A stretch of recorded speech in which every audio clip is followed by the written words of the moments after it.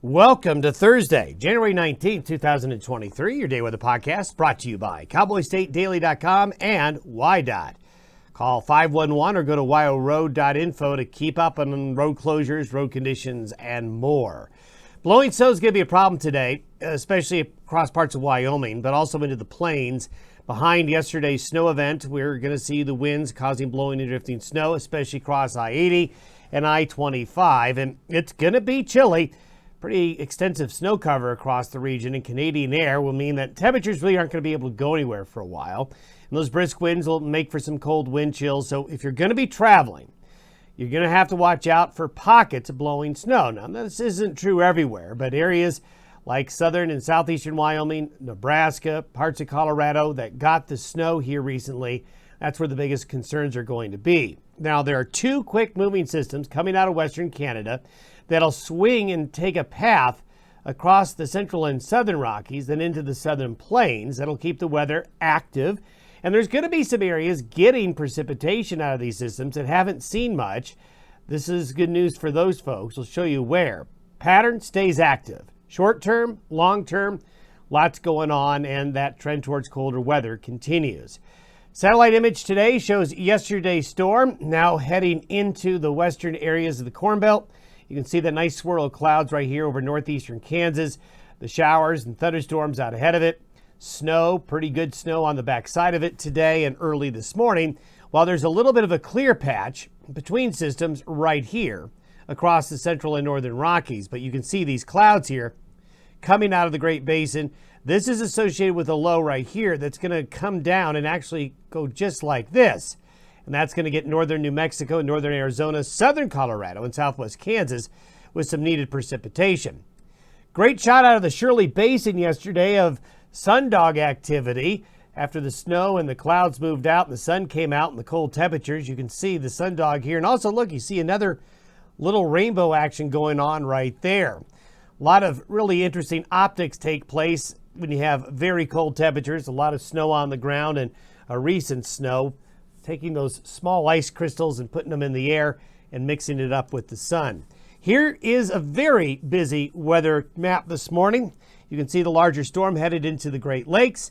Here's that next system we just showed you on the satellite imagery, and that high pressure ridge is getting more established there in the eastern Pacific. And as we go through the next couple of days, these systems will just keep moving through about every 2 or 3 days or so.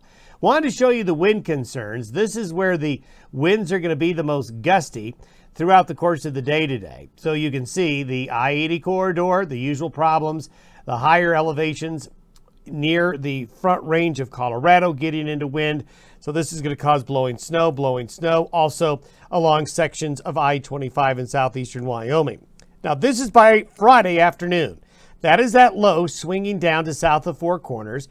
And what it will do, it's not going to be a very large precipitation shield, but notice the path of the system right here is going to be this area of precipitation today, swings and goes across southeast Colorado and southwest Kansas. Boy, this area really needs precipitation, as most of the storms have been going north of that I-70 corridor. The last storm, a real similar situation. So parts of southern Colorado, southwest Kansas getting some needed moisture, and that's going to be mostly in the form of snow.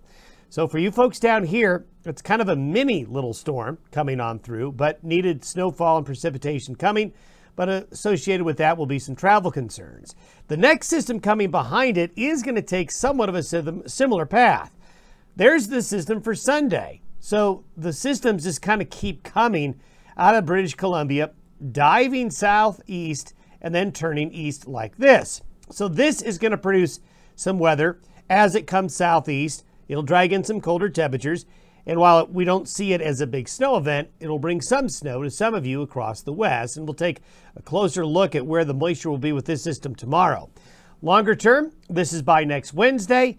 The maps look real similar, don't they? These maps look very similar to what I've been showing you over the last several days of the configuration of the highs in the North Atlantic, the highs in the Eastern Pacific, and the door opens to keep the cold air pumping south out of Canada.